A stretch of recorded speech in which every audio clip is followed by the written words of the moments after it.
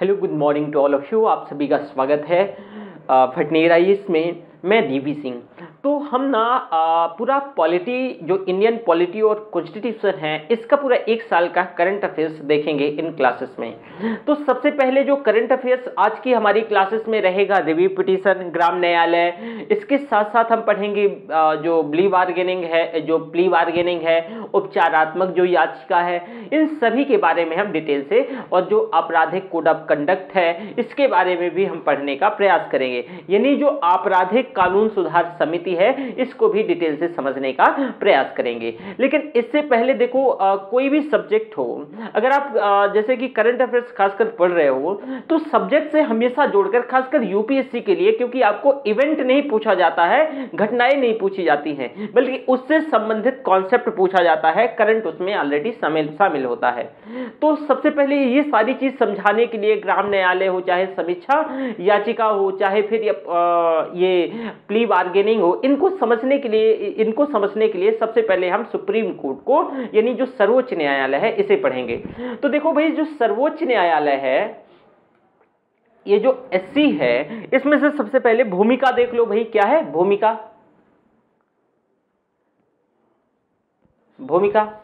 भूमिका में क्या क्या, जैसे विवादों का निस्तारण करना, विवादों का क्या करना, विवादों का निस्तारण करना। वहीं संविधान के संरक्षक के तौर पे कार्य करना, संविधान के संरक्षक के रूप में कार्य करना, मूल अधिकारों का रक्षक के तौर पे कार्य करना, जो मूल अधिकार हैं, मूल अधिकारों के रक्षक के तौर पे कार्य करना। साथ ही साथ संविधान का अंतिम व्याख्याकर्ता, जो सुप्रीम कोर्ट है, ये संविधान का अंतिम व्याख्याकर्ता, मतलब जैसे कि देखो, सेशन कोर्ट से हाई कोर्ट और हाई कोर्ट से सुप्रीम कोर्ट, यहाँ अंतिम व्याख्याकर्ता, यहाँ जो सुप्रीम कोर्ट का जो वर्डिक्ट होगा वो अंतिम वर्डिक्ट होता है, अंतिम निर्णय होता है, तो अंतिम व्याख्याकर्ता। इसके साथ साथ हम संघीय न्यायालय के तौर पे केंद्र और राज्य विवादों का समाधान करना। किसका भाई? संघीय न्यायालय के तौर पे, ध्यान से सुनना, यानी जो सेंट्रल और जो स्टेट है, तो सेंट्रल और स्टेट यानी केंद्र और राज्य विवादों का समाधान करना। तो ये तो इसका भाई भूमिका है।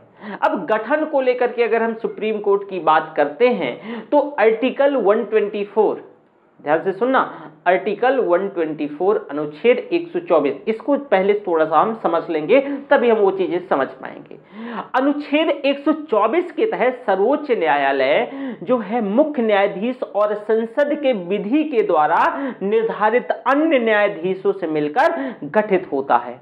और हाल ही में सर्वोच्च न्यायालय जो न्यायाधीशों की संख्या में संशोधन अधिनियम 2019 के तहत सर्वोच्च न्यायालय के न्यायाधीशों की जो न्यूनतम संख्या है, मुख्य न्यायाधीश को जोड़ करके इसमें 30 से बढ़ा करके 33 कर दी गई है। कितनी भाई? 33 हो गई है। ये किसके आधार पर बढ़ाया गया है? जो इसमें से न्यायाधीशों की संख्या को लेकर के जो संशोधन अधिनियम 2019 रहा है। ठीक है। अब न्यायाधीशों की योग्यता के बारे में अगर बात करें, तो देखो भाई, सुप्रीम कोर्ट के जज बनने के लिए क्या क्या योग्यता है, तो किसी भी व्यक्ति को किसी भी उच्च न्यायालय का या ऐसे 2 या 2 से अधिक न्यायालयों का लगातार कम से कम 5 सालों तक न्यायाधीश रहा हो, या किसी भी उच्च न्यायालय का या उससे 2 या 2 से अधिक न्यायालयों का कम से कम 10 साल तक अधिवक्ता रहा हो, या राष्ट्रपति की नजर में जो हमारे प्रेसिडेंट हैं, उनकी नजर में ये पारंगत विधिवेत्ता हो, मतलब उनकी नजर में लगता है कि ये भाई बहुत विधि विधान जानता है, बहुत लॉ जानता है, तो भी नियुक्ति हो सकती है। अब न्यायाधीशों की यही योग्यता है। अब न्यायाधीशों की नियुक्ति का अगर हम बात करते हैं, तो राष्ट्रपति द्वारा सर्वोच्च न्यायालय के न्यायाधीशों की नियुक्ति करी जाती है। कौन नियुक्ति करता है है भाई? राष्ट्रपति करते हैं। इस संबंध में अनुच्छेद 124 क्लॉज 2 के अंतर्गत राष्ट्रपति सर्वोच्च न्यायालय के और राज्यों के उच्च न्यायालयों के ऐसे न्यायाधीशों से परामर्श करेगा जिनसे वह परामर्श करना क्या है? आवश्यक समझे, जरूरी समझे। वहीं मुख्य न्यायाधीशों से भिन्न जो किसी न्यायाधीश की नियुक्ति की दशा में भारत के मुख्य न्यायाधीश में सदैव परामर्श किया जाएगा। राष्ट्रपति मंत्री परिषद की सलाह पर ही क्या करेगा? राष्ट्रपति मंत्री परिषद की सलाह पर ही कार्य करेगा। तो ये सारी चीजें इसको लेकर के हैं, जो सुप्रीम कोर्ट के न्यायाधीशों की नियुक्ति को लेकर के जो कुछ। अब देखो न्यायिक नियुक्ति के संबंध में कुछ विवाद के बारे में हम देख लेते हैं। देखो भैया, इसमें से जो मुख्य न्यायाधीश के संबंध की अगर हम न्यायाधीश के संबंध में बात करें तो आजादी के बाद परंपरा के तहत सर्वोच्च न्यायालय के वरिष्ठतम न्यायाधीश को ही राष्ट्रपति के द्वारा मुख्य न्यायाधीश के तौर पे नियुक्त किया जाता रहा है। हमेशा ऐसा ही, मतलब एक परंपरा डेवलप्ड हो गई थी। लेकिन इस परंपरा का सबसे पहले जो उल्लंघन है वो 1973 में इंदिरा गांधी सरकार के दौरान तब करा गया जब कनिष्ठतम यानी न्यायाधीश जो एएन रे को 3 अन्य वरिष्ठतम न्यायाधीशों पर प्राथमिकता देते हुए मुख्य न्यायाधीश के तौर पे नियुक्त किया गया। तो सबसे पहले 1973 में इंदिरा सरकार के टाइम में क्या किया गया? इसका उल्लंघन किया गया। फिर ऐसा नहीं है, इसका दूसरी बार भी उल्लंघन हुआ। दूसरी बार इस नियम का उल्लंघन 1977 में हुआ जब एमएच बेग हुआ करते थे, तो एमएच बेग को वरिष्ठतम न्यायाधीश एचआर खान के स्थान पर मुख्य न्यायाधीश नियुक्त किया गया। तो ये तब उल्लंघन हुआ। अब भाई अन्य न्यायाधीशों के संबंध की अगर हम बात करें तो अन्य न्यायाधीशों के संबंध में विवाद इस आधार पर उत्पन्न हुआ जहां पर राष्ट्रपति सर्वोच्च न्यायालय और उच्च न्यायालय के किन न्यायाधीशों से परामर्श करेंगे और क्या ऐसा परामर्श जो है वो राष्ट्रपति के लिए बाध्यकारी है या नहीं, इसमें भी सवाल उठने लगे। तो इस संबंध में ये जो पूरा मैटर आया तो प्रथम न्यायाधीशवाद आता है। प्रथम न्यायाधीशवाद, ये क्वेश्चन पूछा जा सकता है। एपी गुप्ता, देखो ये मैं थोड़ा सा फास्ट ये पढ़ा रहा हूं, क्योंकि ये हमारा ये जो है करंट अफेयर्स पढ़ाना है, तो उससे जब मुझे चीज़ों को जोड़ना पड़ेगा तो इस वजह से मैं ये चीज़ें आपसे ये थोड़ा बहुत डिस्कस कर लेता हूं, ठीक है।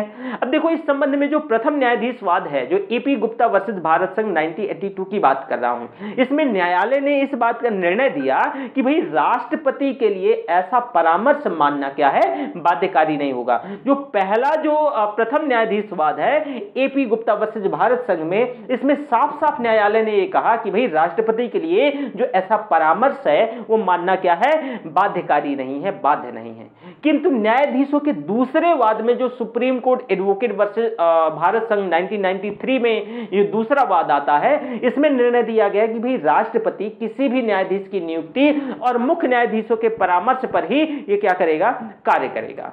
इसके लिए मुख्य न्यायाधीश सर्वोच्च न्यायालय के 2 या उसके वरिष्ठतम न्यायाधीशों से मिलकर बना एक जो कॉलेजियम है उससे परामर्श करेगा, और ऐसा परामर्श मानना राष्ट्रपति के लिए क्या कर दिया गया भाई? बाध्यकारी कर दिया गया। वहीं 1998 में दूसरे न्यायाधीशों के जो वाद में कॉलेजियम की धारणा का विस्तार करते हुए राष्ट्रपति मुख्य न्यायाधीश और सर्वोच्च न्यायालय के 4 अन्य वरिष्ठतम न्यायाधीशों से मिलकर बने कॉलेजियम पर भी परामर्श का कार्य करेगा। इसका एक्सपेंशन किया गया, जो दूसरा न्यायाधीशवाद है, जो कॉलेजियम की व्यवस्था का एक्सपेंशन हुआ। बात आती है 2014 की। 2014 में इस कॉलेजियम व्यवस्था के स्थान पर राष्ट्रपति न्यायिक नियुक्ति आयोग के गठन के लिए एक 99वां संविधान संशोधन किया गया, और इस आयोग में कुछ इसमें से सदस्यों का प्रावधान किया गया। जो इसमें से राष्ट्रपति जो न्यायिक नियुक्ति आयोग था, तो राष्ट्रीय न्यायिक नियुक्ति आयोग था NJAC, तो इसको लेकर के जो 99वां संविधान संशोधन लाया गया, तो उसमें से यह प्रावधान किया गया कि भाई इसमें से कौन कौन व्यक्ति होंगे? भारत के मुख्य न्यायाधीश, जो कि इसके पदेन अध्यक्ष होंगे। जो भी व्यक्ति भारत का मुख्य न्यायाधीश होगा वही इसका क्या होगा भाई? पदेन अध्यक्ष होगा। साथ ही साथ सर्वोच्च न्यायालय के 2 वरिष्ठतम न्यायाधीशों की नियुक्ति की बात हो रही है, तो सर्वोच्च न्यायालय के 2 वरिष्ठतम न्यायाधीश सदस्य होंगे, विधि और न्याय मंत्री, और 2 विख्यात और व्यक्ति होंगे।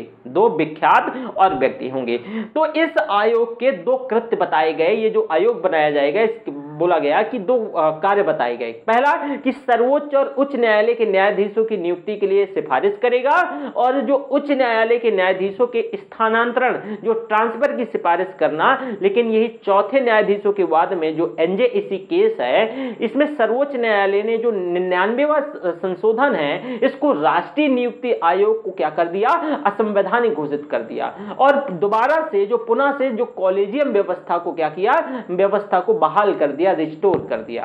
तो इस वाद में जो है न्यायालय ने न्यायिक स्वतंत्रता को संविधान का एक बेसिक स्ट्रक्चर घोषित किया, आधारभूत ढांचा माना, और यह संविधान संशोधन न्यायिक स्वतंत्रता के विरुद्ध है। मतलब कहा गया कि भाई ये जो संविधान संशोधन है आप ये न्यायिक स्वतंत्रता के विरुद्ध जा रहे हो, और ऐसा हम कतई नहीं होने देंगे। अब शक्ति पृथक्करण के सिद्धांत का कहा कि आप ये उल्लंघन कर रहे हो, तो इस वजह से इसको क्या किया गया, खारिज कर दिया गया। ठीक है, तो ये ध्यान रखना है। तो आपको मैंने चारों केसेस बता दिए। देखो मैं अगेन बोल रहा हूं कि सारी चीजें बता दूंगा, लेकिन अगर आप कहोगे कि थोड़ा सा सर मतलब रुक के, तो वो बहुत मुश्किल होगा, क्योंकि हमें करंट की भी तो सारी चीजें पढ़नी है ना। अब देखो भाई, न्यायाधीशों की पदावधि को लेकर के, तो सर्वोच्च न्यायालय का जो न्यायाधीश तब तक पद धारण करेगा जब तक कि 65 वर्ष की आयु वो प्राप्त नहीं कर लेता है, जब तक वो 65 वर्ष की आयु नहीं प्राप्त कर लेगा। न्यायाधीश कभी भी राष्ट्रपति को त्यागपत्र दे सकता है। जो न्यायाधीश है वो कभी भी जब भी चाहे राष्ट्रपति को त्यागपत्र दे सकते हैं।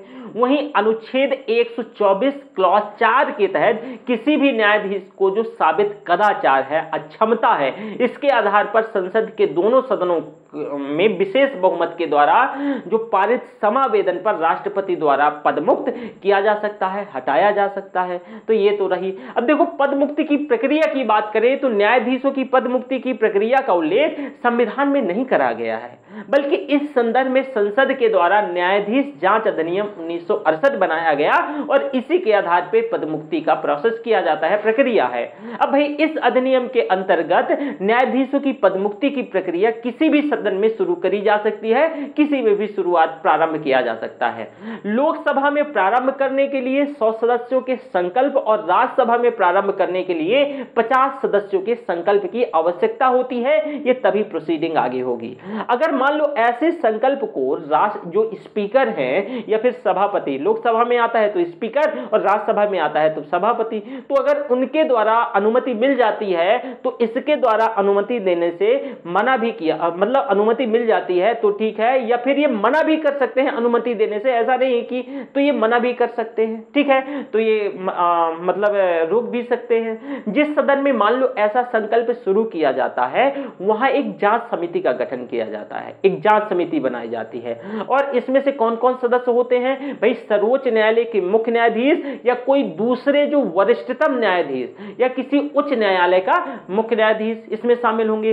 राष्ट्रपति की राय में जो भी व्यक्ति पारंगत विधिवेत्ता हो, जानकार हो। यदि समिति इस निष्कर्ष पर, ये जो समिति है अगर मान लो कि लोकसभा में आया और ये समिति बैठाई गई और इस समिति इस निष्कर्ष पर पहुंचे कि न्यायाधीश जो है कदाचार का क्या है, कदाचार का दोषी है, या वो व्यक्ति असमर्थता से ग्रस्त है, तो प्रस्ताव को मतदान के लिए फिर रखा जाएगा, और इस आधार पर पहला सदन विशेष बहुमत से प्रस्ताव को क्या कर देगा, पारित कर देगा। अगर मान लो पारित कर देती है तो इसी प्रकार दूसरा सदन भी विशेष बहुमत से प्रस्ताव को पारित कर देता है, तो यह महाभियोग जो है दोनों सदनों से पारित माना जाएगा। और जब ऐसा हो जाएगा तो इस प्रकार से जो हमारे राष्ट्रपति हैं, तो राष्ट्रपति के द्वारा जो दोनों सदनों के समावेदन पर जो न्यायाधीश है उनको पद से हटाया जा सकेगा।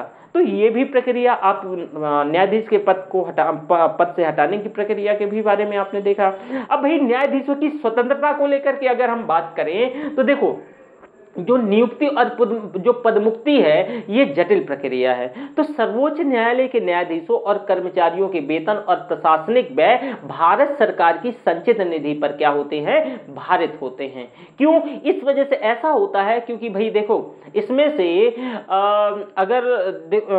अगर मान लो उनकी संचित निधि पर ना भारित हो या सरकार पे बेस्ड हो, तो इससे उनकी जो स्वतंत्रता है उसको मतलब आघात पहुंचाया जा सकता है। संसद में न्यायाधीशों के आचरण पर चर्चा नहीं हो सकती है।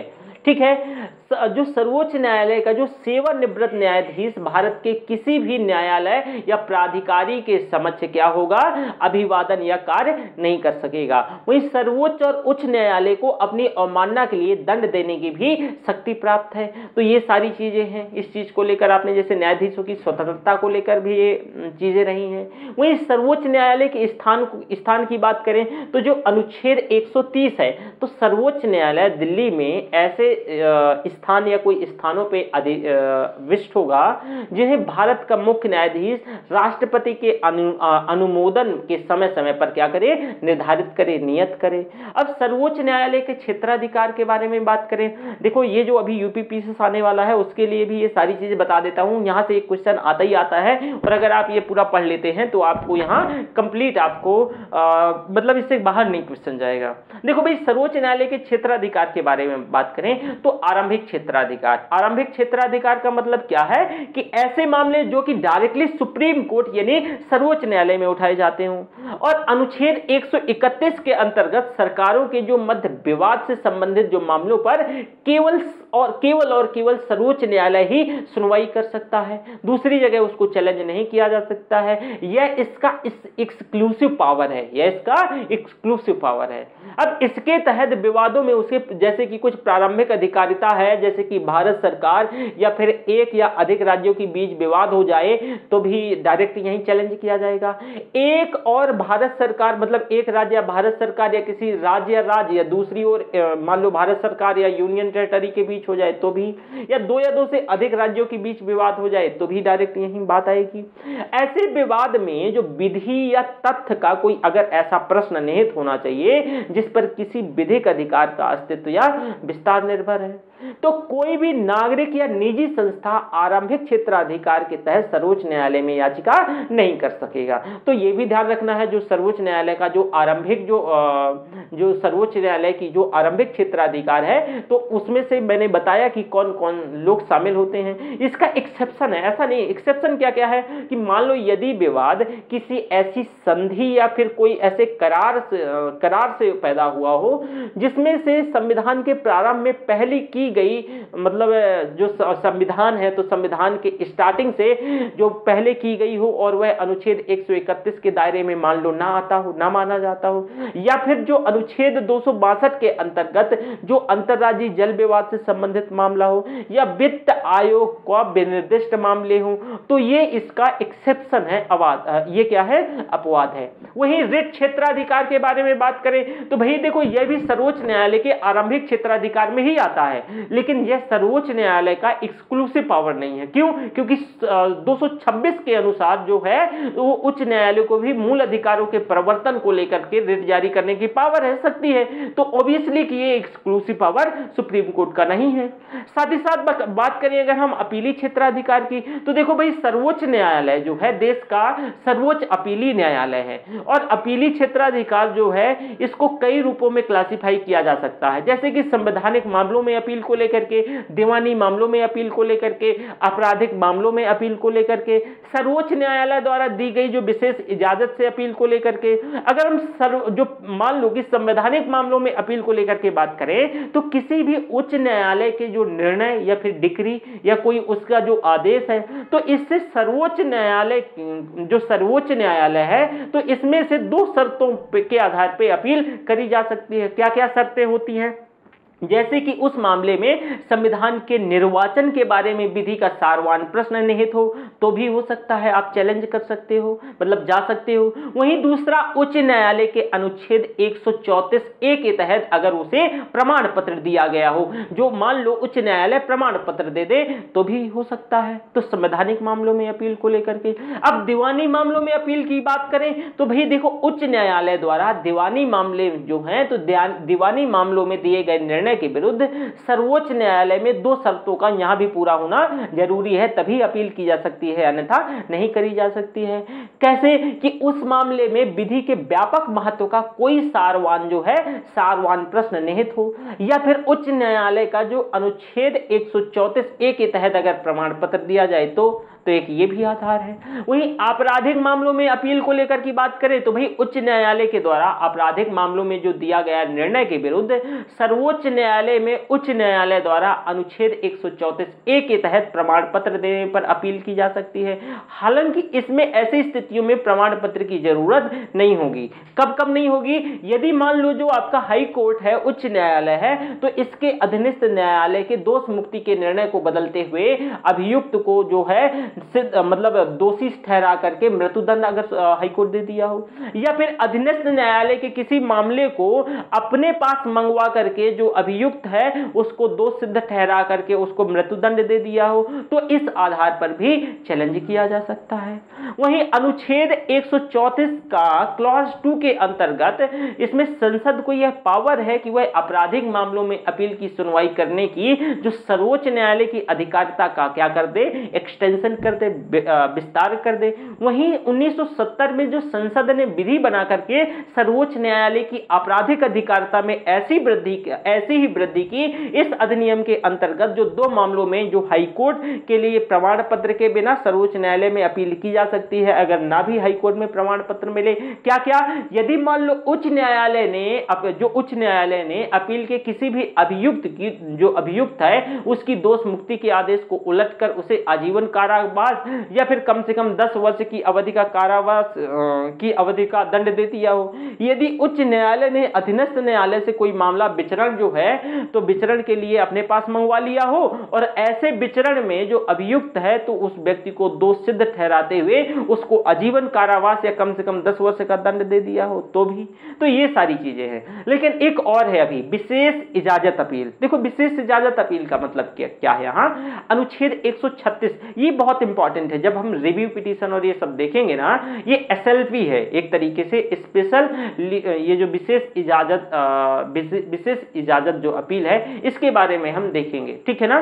तो स्पेशल लीव पिटीशन के बारे में देखो अनुच्छेद 136 के तहत सर्वोच्च न्यायालय अपने विवेकानुसार भारत के राज्य क्षेत्र में या किसी भी न्यायालय या उसके अधिकरण द्वारा किसी मामले में या वाद में पारित किए गए या किसी भी निर्णय या डिक्री या अवधारणा, दंडादेश या आदेश की अपील के लिए इजाजत दे सकता है, ठीक है। और इसके तहत सर्वोच्च न्यायालय दीवानी और आपराधिक मामलों में अपील की भी विशेष इजाजत दे सकता है।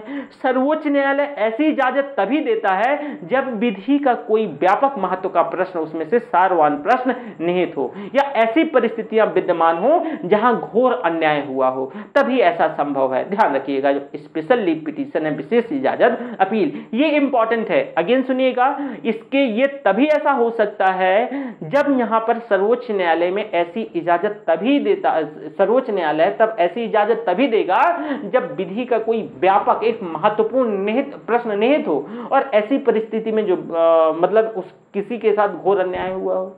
इसके एक्सेप्शन भी है। देखो, सशस्त्र बलों से संबंधित किसी न्यायालय या अधिकरण के निर्णय के विरुद्ध अपील के लिए जो है तो इसकी विशेष इजाजत सर्वोच्च न्यायालय में नहीं दी जा सकती है, तो ये भी ध्यान रखिएगा। वहीं अपने निर्णयों की समीक्षा की शक्ति की अगर हम बात करें, इसमें से देखो SLP मेंशन होना चाहिए। इसमें से देखो यहाँ पे वेदांता लिमिटेड की याचिका जो रद्द हुई, तो ये वेदांता वाला पूरा आप केस देख लो, फिर मैं इस केस के बारे में थोड़ा सा आपको बता देता हूँ, ठीक है ना। देखो पहले हालांकि देख लो, ये जो हाल ही में वेदांता लिमिटेड ने तूतीकोरन जो तमिलनाडु में स्थित है कंपनी जो स्टर लाइट कॉपर के रखरखाव की कार्य की अनुमति प्राप्त करने के लिए सुप्रीम कोर्ट में उसने याचिका दायर करी और सर्वोच्च न्यायालय ने इस याचिका पर विचार करने से क्या कर दिया, इनकार कर दिया। तो इसमें से बहुत सारी, जैसे कि अब मान लो स्टरलाइट जो कंपनी के खिलाफ क्षेत्र में जो प्रदूषण फैलाने को लेकर के खूब लोगों ने प्रदर्शन किया और इसके आधार पे जो मद्रास उच्च न्यायालय है, हाई कोर्ट है, वो मई 2018 में इसको क्या है, बंद करने का आदेश दे दिया।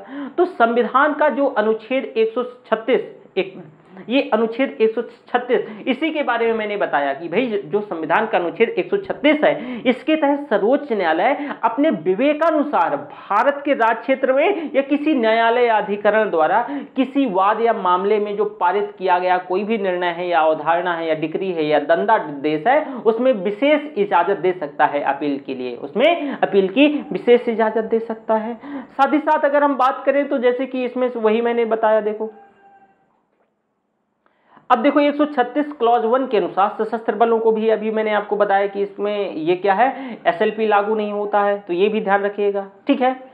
इसके साथ साथ एसएलपी के किसी भी मामले में सर्वोच्च न्यायालय को अपने विवेक से निर्णय लेना होगा कि उस विशेष आज्ञा के अकॉर्डिंगली जो अनुरोध को स्वीकार करना है या खारिज करना है जब एसएलपी का चर्चा करा जाता है। तो जैसे कि यही एसएलपी का पूरा मैटर है, आप इसे देख सकते हैं, ठीक है। इसके साथ साथ अगर हम बात करते हैं तो इसमें एक्सेप्शन है, एक्सेप्शन में जो सशस्त्र बल वाला।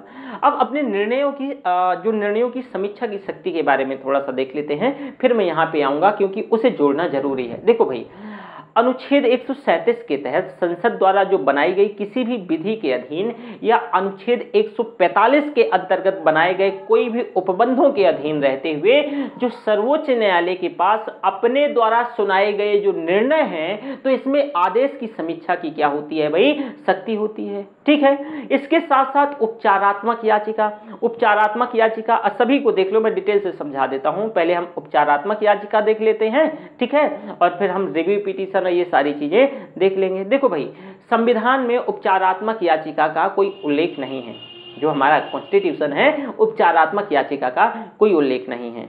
ये पूछा जा सकता है, मैं अभी इसका पूरा केस भी बताऊंगा। उपचारात्मक याचिका, देखो अगर हम उपचारात्मक याचिका की बात करें तो इसका उल्लेख संविधान में नहीं है, उपचारात्मक याचिका का संविधान में उल्लेख नहीं किया गया है।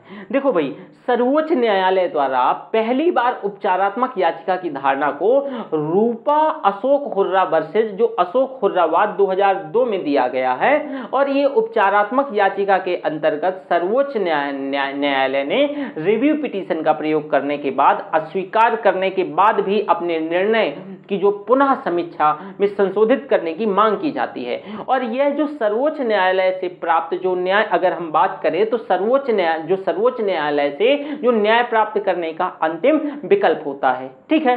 तो थोड़ा सा इसके बारे में ये चर्चा में कब रहा, ये एक्चुअल में है क्या, एक बड़ा केस था। देखो भाई, आपको पता होगा जो निर्भया केस है, तो निर्भया केस की अगर जो निर्भया केस है, तो निर्भया केस में चारों दोषियों को 22 जनवरी 2020 को सुबह 7 बजे फांसी देने की सजा मतलब सुनाई गई थी। सभी 7 बजे 22 जनवरी को 2020 को इन्हें सजा देनी थी। अब इस मामले में 4 दोषियों में से जो हैं 2 के द्वारा सर्वोच्च न्यायालय में जो क्यूरेटिव पिटीशन है, क्योर करना, ठीक है, उपचारात्मक याचिका क्या करी गई, फाइल करी गई, दायर करी गई, जिस पर 14 जनवरी, ध्यान से सुनना, 14 जनवरी 2020 यानी 2020। तो इसमें से जो 2020 को सुनवाई करते हुए जो न्यायालय ने याचिका को खारिज करते हुए मृत्युदंड की सजा को बनाए रखने का प्रावधान रखा। अब इसमें से उपचारात्मक याचिका के लंबित रहने तक इसे डेथ वारंट पर रोक लगी रहती है। जब तक ये लंबित रहा तब तक उसमें जो डेथ वारंट मतलब रोक लगी रही, ठीक है। इसके साथ साथ हुआ क्या कि दरअसल देखो, सुप्रीम कोर्ट में मृत्युदंड प्राप्त किसी भी व्यक्ति के पास इस सजा से बचने के लिए 2 ही विकल्प होते हैं। क्या क्या, एक दया याचिका होती है, ठीक है, मर्सी पिटीशन, और दूसरी पुनर्विचार याचिका होती है। अब देखो भाई, पुनर्विचार याचिका, दया याचिका, तो संविधान का जो अनुच्छेद 72 के तहत जो कि राष्ट्रपति के पास भेजी जाती है, ठीक है।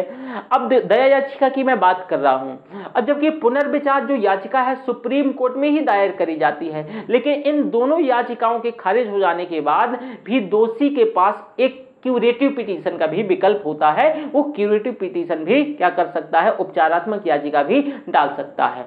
अब जैसे दायर याचिका में याचिका करता थे तो उन्हें अपील करी थी कि भाई सर्वोच्च न्यायालय को इस बात पर विचार करना चाहिए कि घटना के समय जो उसकी उम्र 19 वर्ष की थी, तब मतलब वो जो व्यक्ति जो उपचारात्मक याचिका को फाइल किया था वो ये आधार बता रहा था कि सुप्रीम कोर्ट इसमें थोड़ा बहुत विचार करे। जब ये घटना हुई थी तो वो 19 साल का था और पूर्व में उसकी इस अपील पर जो सर्वोच्च न्यायालय के द्वारा गंभीरता पूर्वक विचार नहीं किया गया है। मतलब उसने ये कहा।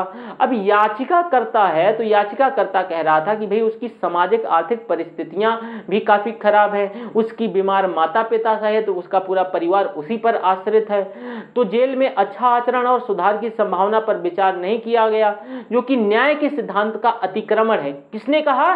वो व्यक्ति जो इसको मतलब उपचारात्मक याचिका को क्या किया था, फाइल किया था। उसने कहा कि भाई जो इसमें से जो सिद्धांत है, जो न्याय का सिद्धांत है, उसका अतिक्रमण है। उसका क्या है, जैसे जो ग्रेव मिसकैरेज ऑफ जस्टिस कहते हैं इसको।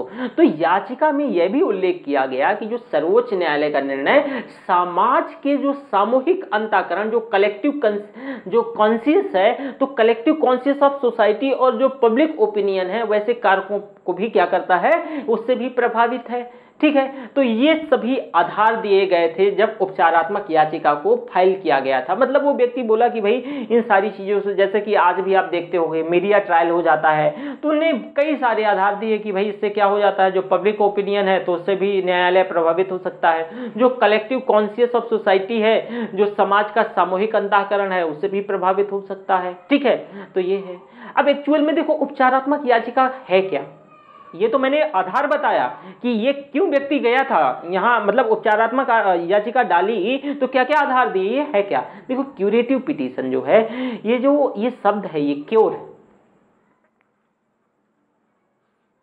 जो क्योर शब्द है, ये जिसका शाब्दिक अर्थ होता है उपचार। हमने देखा होगा ना, क्योर करना, उपचार। तो उपचारात्मक याचिका में यह बताना आवश्यक होता है कि याचिकाकर्ता किस आधार पर सुप्रीम कोर्ट के फैसले को चुनौती दे रहा है, तो इसमें बताना पड़ता है। इसीलिए ये व्यक्ति क्या कर रहा था, लगातार ये मतलब बोल रहा था कि जो हमारा सुप्रीम कोर्ट है, न्यायालय है, उसको इस पे विचार करना चाहिए, मेरी एज पे विचार करना चाहिए, मेरे मतलब जो मेरा परिवार जो आश्रित है उस पे विचार करना चाहिए। उसने कई आधार दिए। अब उपचारात्मक याचिका का सर्वोच्च न्यायालय के वरिष्ठ अधिवक्ता, जो सीनियर जो एडवोकेट है, उसके द्वारा प्रमाणित होना क्या है, अनिवार्य होता है, प्रमाणित होना चाहिए। वहीं अधिवक्ता द्वारा प्रमाणित होने के बाद यह याचिका उच्चतम न्यायालय के जो 3 वरिष्ठतम न्यायाधीश हैं, जिनमें से मुख्य न्यायाधीश भी शामिल होते हैं, तो इनको भेजी जाती है। और इसके साथ ही याचिका से संबंधित जो मामलों में फैसला देने वाले न्यायाधीशों को भी, जो उस मैटर पे फैसला दे रहे हैं, उसको भी करी जाती है। यदि उच्चतम न्यायालय की जो यह पीठ जो है इस मामले पर पुनः सुनवाई का निर्णय बहुमत से लेती है, तो क्या होगा, फिर इसमें जो उपचारात्मक याचिका को सुनवाई के लिए पुनः पीठ के पास भेज दिया जाएगा। जिसके मामले में पहली या फिर पिछली बार फैसला दिया गया था, वही पीठ क्या करेगी, फैसला फिर दोबारा से उसमें से नजर डालेगी क्या क्या इशू है, क्या हो सकता है इसमें। उपचारात्मक याचिका पर निर्णय आने के बाद जो अपील के सारे रास्ते क्या हो जाते हैं, समाप्त हो जाते हैं। जैसे उपचारात्मक याचिका में निर्णय आता है, फिर रास्ता बंद है। तो उपचारात्मक याचिका में सुनवाई के दौरान जो याचिकाकर्ता के द्वारा रेखांकित जो बिंदु हैं, उनके साथ सभी मुद्दों पर, विषयों पर चिन्हित किया जाता है। और इसमें न्यायालय को अगर लगता है कि इसमें ध्यान देने की जरूरत है, ध्यान देने योग्य है, तो ठीक है, अन्यथा उसे समाप्त कर देते हैं जो न्यायाधीश हैं। वही सामान्यतः जो उपचारात्मक याचिका की सुनवाई जजों के जो यानी जो चेंबर होता है, तो कार्यालय में ही होती है, उनके चेंबर में ही होती है। परंतु याचिकाकर्ता के आग्रह पर इसकी सुनवाई ओपन कोर्ट में भी की जा सकती है, लेकिन सामान्यतः ये क्लोज चेंबर में, मतलब उनका जो जजों का चेंबर होता है, वहां करी जाती है। उपचारात्मक याचिका की सुनवाई के दौरान जो सुप्रीम कोर्ट है, उच्चतम न्यायालय, तो इसकी पीठ किसी भी जो स्तर पर किसी वरिष्ठ अधिवक्ता को जो है न्याय मित्र, यानी जो एमिकस जो क्यूरी है, तो इसके रूप में मामलों की सलाह के लिए क्या कर देती है भाई, आमंत्रित कर सकती है। तो ये भी आपको देखना है कि भाई ये जो ज्यूरी है, जो न्याय मित्र है, तो न्याय मित्र के भी बारे में, मतलब इनको भी इसके रूप में मामले के तौर पे, सलाह के तौर पे आमंत्रित कर सकती है। एक मुझे शायद वेब सीरीज याद आ रही है, वेब सीरीज का क्या नाम था, वो स्टेट महाराष्ट्र कुछ करके थी वर्सेस, अभी मुझे नाम नहीं याद आ रहा, बस उसका मैं आपको थोड़ा सा वो बता देता हूँ। देखो उसमें क्या हुआ था ना, कि उसमें से जो न्याय मित्र, कई न्याय मित्र बनाए गए थे, उनका वो विचार ले रहे थे कि क्या कैसे है। तो वो आपने कभी शायद कोई बच्चा देखा हो तो उसे बताइएगा कमेंट बॉक्स में कमेंट करके, ठीक है। अब देखो उपचारात्मक याचिका जो क्यूरेटिव पिटीशन है, ये दाखिल करने के लिए जरूरी जो आवश्यक जो स्थितियां हैं, जैसे कि उच्चतम न्यायालय के प्रत्येक मामले में दोषी के पास उपचारात्मक याचिका याचिका का विकल्प उपलब्ध नहीं होता है, वो सारे मामलों में नहीं ये विकल्प होता है। उपचारात्मक याचिका की व्यवस्था ऐसे विशेष या फिर असामान्य मामलों के लिए की गई है जहां पे उच्चतम न्यायालय की जो न्यायिक प्रक्रिया पूरी होने के बाद भी न्यायालय के निर्णय के जो सिद्धांत हैं उसका अतिक्रमण, जो ग्रेव जो मिसकैरेज है, तो मिसकैरेज ऑफ जस्टिस है, अगर वो हो रहा है तो इसके लिए ये क्यूरेटिव पिटीशन का प्रावधान किया गया है। देखो भाई, उपचारात्मक याचिका दाखिल करने के लिए कुछ परिस्थितियों का होना जरूरी है, जैसे कि मामले में याचिकाकर्ता द्वारा पुनर्विचार जो याचिका पहले से दाखिल की जा चुकी है तभी वो हो सकता है, या फिर क्यूरेटिव पिटीशन जो है उपचारात्मक याचिका में जो याचिकाकर्ता जिन मुद्दों को आधार बना रहा है उन पर पूर्व में दायर पुनर्विचार याचिका में विस्तृत विमर्श न किया गया हो, विस्तृत विमर्श न हुआ हो। सर्वोच्च न्यायालय ने उपचारात्मक याचिका पर सुनवाई तभी होती है जब जो याचिकाकर्ता यह अगर प्रमाणित कर सके कि उसके मामले में न्यायालय के जो फैसले से न्याय की नैसर्गिक जो नेचुरल जस्टिस है तो उसके सिद्धांतों का उल्लंघन हुआ है, या साथ ही अदालत के द्वारा जो जारी आदेश है तो आदेश जारी करते समय उसे नहीं सुना गया है। इसके अलावा उस स्थिति में भी याचिका स्वीकार की जाएगी जहां न्यायाधीश तथ्यों को प्रकट करने में विफल रहा हो और वो किसी प्रेजुडियस के आशंका के आधार पर आगे बढ़ गया हो। तो ये सारे आधार हैं। उपचारात्मक याचिका का अवधारणा, ये कॉन्सेप्ट क्या, देखो भाई, उपचारात्मक याचिका की जो अवधारणा है ये 2002 में जो रूपा हुर्रा, जो मैंने अभी आपको केस बताया था, रूपा अशोक हुर्रा वर्सेस जो अशोक हुर्रा एक केस आया था, इस मामले में सुनवाई के दौरान हुई। और मामले की सुनवाई के दौरान यह प्रश्न उठा कि जो सुप्रीम कोर्ट द्वारा दोषी ठहराए गए किसी भी व्यक्ति की जो पुनर्विचार याचिका खारिज होने के बाद क्या कोई दोषी के पास सजा में राहत के लिए कोई भी एक ऐसा न्यायिक विकल्प बचता है या नहीं बचता है। तब सुप्रीम कोर्ट के द्वारा अपने ही दिए गए निर्णयों को बदलने के लिए ये क्यूरेटिव पिटीशन का क्या किया गया, कॉन्सेप्ट लाया गया। तो इस मामले में जो सुप्रीम कोर्ट की 5 जजों की पीठ द्वारा उपचारात्मक याचिका की रूपरेखा निर्धारित करी गई और इसके बाद जो उपचारात्मक याचिका के तहत अपने ही निर्णयों को पुनर्विचार के लिए तैयार हो गई, तो तब इसका ये उपचारात्मक याचिका का कॉन्सेप्ट आता है। उपचारात्मक याचिका के कुछ उदाहरणों की बात करें तो जैसे आमतौर पर सामान्यतः आप देखोगे राष्ट्रपति द्वारा जो दया याचिका, जो मर्सी पिटीशन है, अगर वो खारिज करने के बाद कोई भी मामला समाप्त हो जाता है, लेकिन वही 1993 में जो मुंबई ब्लास्ट मामलों में एक आतंकवादी दोषी व्यक्ति था याकूब, ठीक है, याकूब अब्दुल रज्जाक मेमन का मामला था।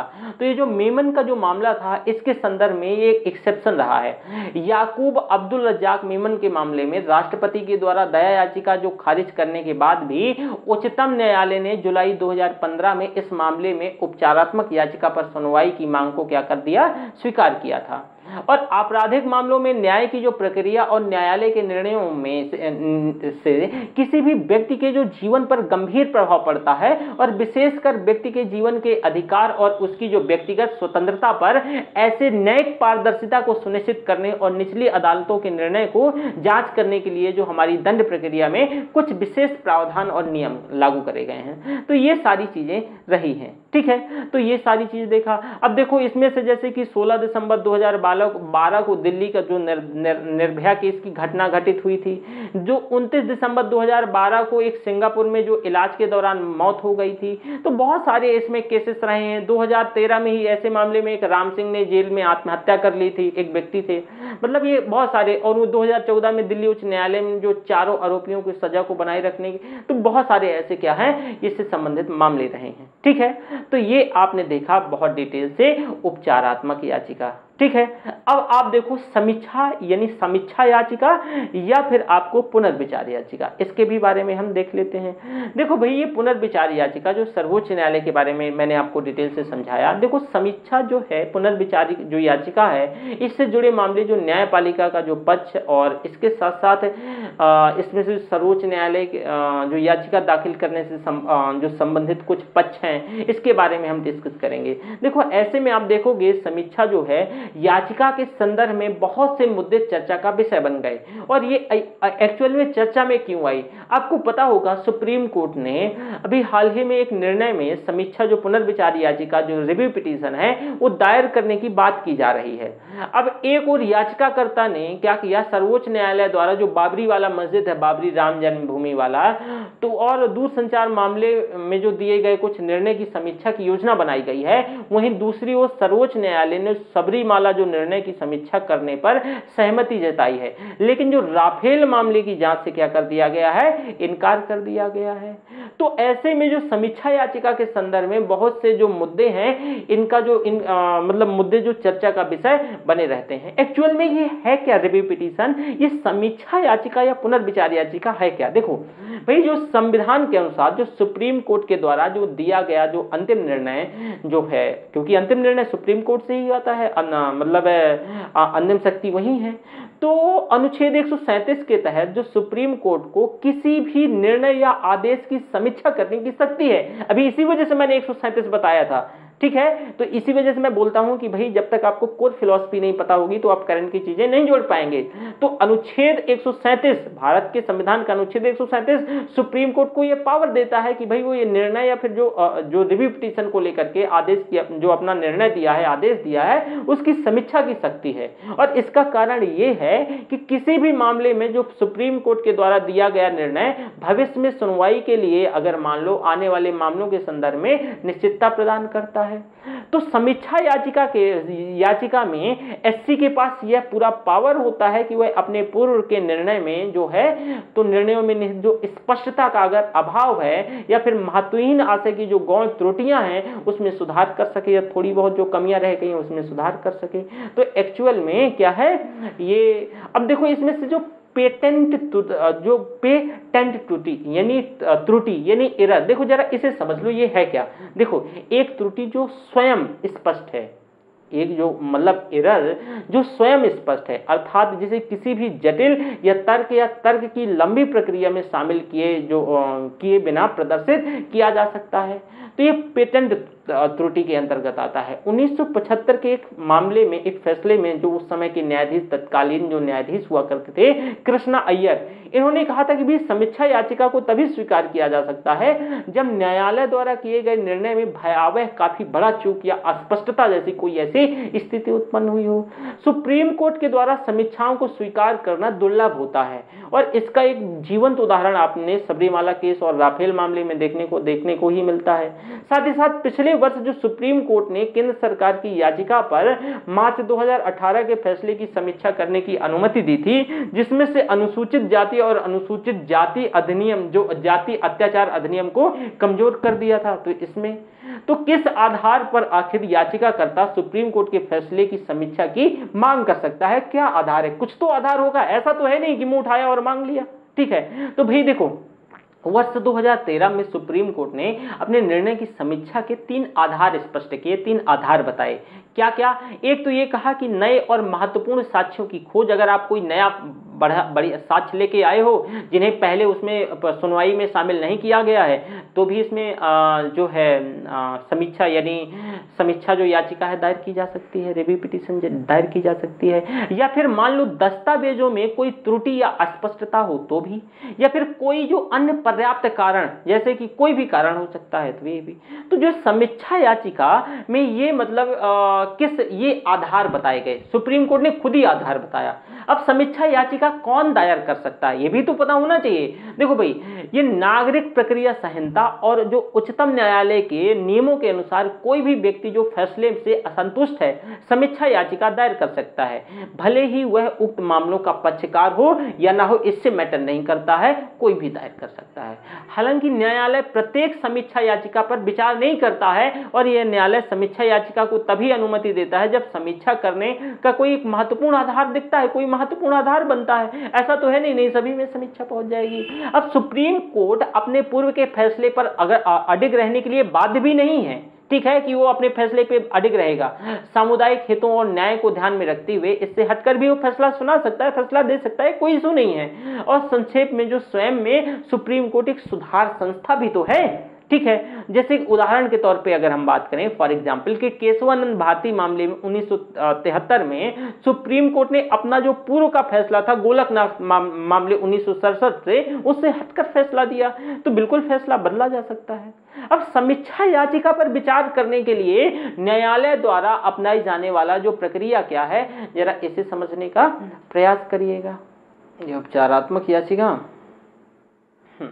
ये देखो समीक्षा याचिका आप देख ही रहे थे। अब देखो भाई समीक्षा याचिका आपने देखा ये कौन कौन, ये समीक्षा याचिका कौन दायर कर सकता है, कौन नहीं दायर कर सकता है।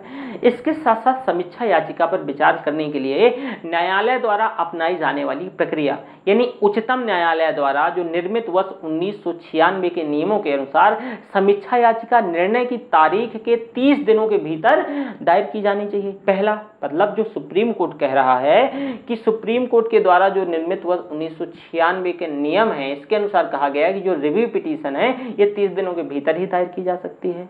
या कुछ ऐसी परिस्थितियों में न्यायालय समीक्षा याचिका दायर करने में देरी को माफ कर सकता है। ऐसा नहीं कि अब ये हो गया 30 दिन से ज्यादा, तो ऐसा नहीं है। यदि याचिकाकर्ता देरी उचित कारणों मतलब देरी हो गई है और उचित कारण बताता है तो भी पॉसिबल है। न्यायालय के नियमों के मुताबिक वकीलों की जो मौखिक जो दलील है वो बिना याचिकाओं की समीक्षा की जाएगी।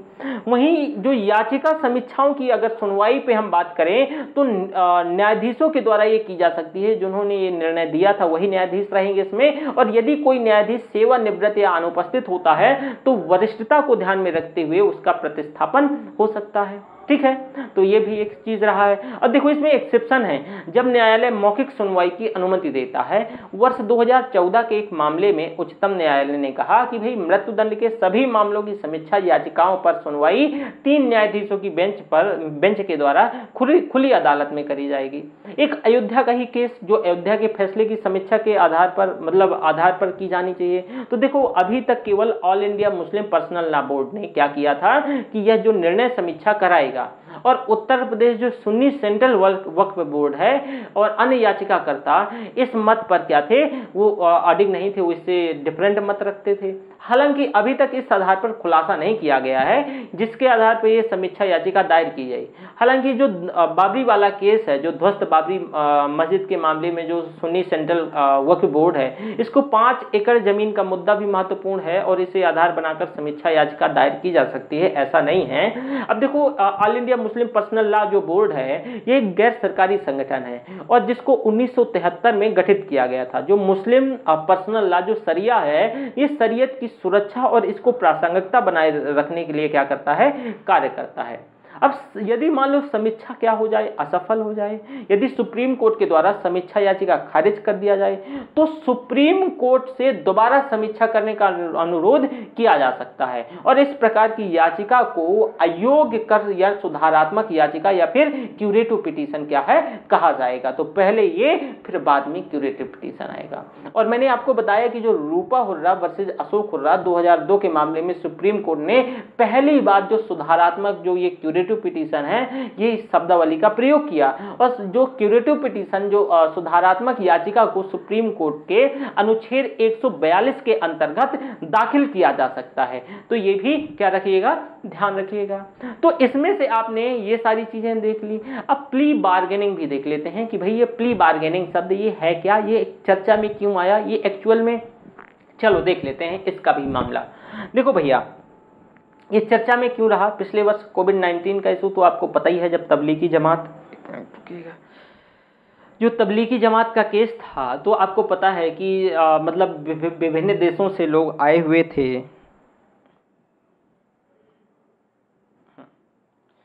तबलीगी जो जमात का आपसे देखो कई देशों से क्या है, जो संबंधित लोग तबलीगी जमात के कई सदस्यों ने जो प्ली बार्गेनिंग है, जो दलील सौदेबाजी, इसको दलील सौदेबाजी बोलते हैं, तो प्ली बार्गेनिंग प्रक्रिया के माध्यम से अदालती मामलों से रिहा या मुक्त कर दिया गया है। अभी एक्चुअल में मैटर क्या था, इन विदेशी नागरिकों पर, जो विदेशी नागरिक थे, कोविड-19 महामारी के दौरान जो कुछ गाइडलाइन जारी करी गई थी, तो वीजा शर्तें थी उनका उल्लंघन करने का आरोप लगाया गया था। अब इन आरोपों के निपटान पर जो प्ली बार्गेनिंग इस्तेमाल किया गया है ताकि ट्रायल में लगने वाले समय को बचाया जा सके। जो प्ली बार्गेनिंग का मतलब यही है कि जो ट्रायल में टाइम लगे उसे बचाया जा सके। हालांकि भारत में 1 दशक से अधिक समय से आपराधिक मामलों में में जो कुछ आरोपी, जो फंसे हुए आरोपी हैं, उनके पास प्ली बार्गेनिंग का एक विकल्प उपलब्ध होने के बावजूद भी इसका प्रयोग मतलब बहुत पॉपुलर नहीं रहा है, ये एक आम नहीं रहा है, लेकिन है प्ली बार्गेनिंग। ये एक्चुअल में होता क्या है प्ली बार्गेनिंग? अगर देखो हम प्ली बार्गेनिंग के बारे में पढ़ें तो एक ऐसी प्रक्रिया है जिसमें किसी भी दंडनीय अपराध के लिए जो आरोपित व्यक्ति अपना जो अपराध है वो स्वीकार कर ले या फिर प्ली बार्गेनिंग की प्रक्रिया के माध्यम से कानून के तहत जो निर्धारित सजा से कम सजा प्राप्त करने के लिए अभियोजन से क्या हो, सहायता लेता है। साथ ही साथ बात करें इसमें मुख्य रूप से जो अभियुक्त है, जो एक्यूज्ड है, और जो अभियोजक है, जो प्रोसिक्यूटर है, इसके बीच ट्रायल के पूर्व जो वार्ता होती है, जो प्री ट्रायल जो नेगोशिएशन है, वो भी इसमें शामिल किया जाता है। तो वही सारी चीजें हैं। अब भारत में क्या प्रावधान है? देखो 2006 तक भारत में प्ली बार्गेनिंग की अवधारणा का जो ये कानून का ये हिस्सा नहीं थी, जो प्ली बार्गेनिंग थी ये कानून का हिस्सा नहीं थी। लेकिन भारतीय दंड संहिता जो कोड ऑफ क्रिमिनल प्रोसीजर है, CRPC है, इसमें एक अभियुक्त के पास एक पूर्ण मुकदमे की पैरवी करने के बजाय दोषी की पैरवी करने का भी प्रावधान है। हालांकि यह प्ली बार्गेनिंग के समान नहीं है, ये प्ली बार्गेनिंग से डिफरेंट है। भारत विधि आयोग ने अपनी जो 142वीं रिपोर्ट में उन लोगों के लिए जो रियायती जो उपचार है, यानी जो कंसेशनल ट्रीटमेंट है, उसकी प्रक्रिया में विमर्श का प्रस्ताव दिया, जो स्वयं को अपनी इच्छा से दोषी मानते हैं, लेकिन विधि आयोग के द्वारा इस बात के प्रति जो सावधानी भी बरती गई, इसमें से अभियोजन के साथ कोई सौदेबाजी या फिर बार्गेनिंग शामिल नहीं होनी चाहिए। तो ये भी इसमें से कहा गया, मतलब ये इसमें प्रावधान रखे गए। वहीं 2006 में जो आपराधिक प्रक्रिया संहिता है, जो CRPC है, इसके अध्याय 21 में 21A के अंतर्गत इसमें संशोधन करके प्ली बार्गेनिंग को एक भाग के तौर पे इसमें शामिल कर लिया गया और इसमें धारा 265A और 265L यानी 265A से 265L तक इसमें शामिल किया गया है। किन किन परिस्थितियों में इसकी अनुमति है? देखो, अगर कुछ ऐसी परिस्थिति हैं, किन किन परिस्थितियों में प्ली बार्गेनिंग है, ये इसमें अनुमति है। अमेरिकी और अन्य देशों के विपरीत, जो जहां पे अभियोजक संदिग्ध अपराधी के साथ जो बार्गेनिंग या सौदेबाजी में महत्वपूर्ण भूमिका निभाता है, जिससे भारतीय संहिता में एक ऐसी प्रक्रिया की जो दलील प्रस्तुत करी गई जिसमें से केवल आरोपी द्वारा ही शुरू किया जा सकता है।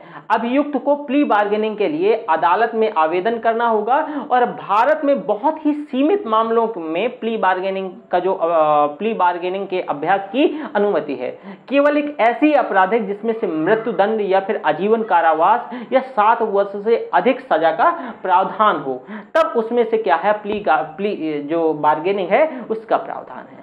देश की सामाजिक आर्थिक परिस्थितियों को प्रभावित करने वाले अपराध में भी और 14 वर्ष से कम उम्र के बच्चे या किसी महिला के विरुद्ध किया गया कोई अपराध है, तो ऐसे कुछ मामलों में जिनमें अपील के माध्यम से निपटारा नहीं किया जा सकता है, तो ये प्ली बार्गेनिंग में ये शामिल नहीं है। ये कार्य कैसे करेगा? तो देखो भाई, जो आवेदक अदालत में एक याचिका या फिर कोई हलफनामा देता है और यह याचिका या हलफनामा आवेदक के द्वारा इस बात का जानकारी दी जाती है कि जो याचिकाकर्ता स्वेच्छा से प्राथमिकता दे रहा है या फिर अपराध के लिए कानून में प्रदान की गई जो सजा की प्रकृति को क्या करता है, प्रभाव को समझता है। तो ये सारी चीजें रही हैं। आज का क्लास हम यहीं तक रखेंगे।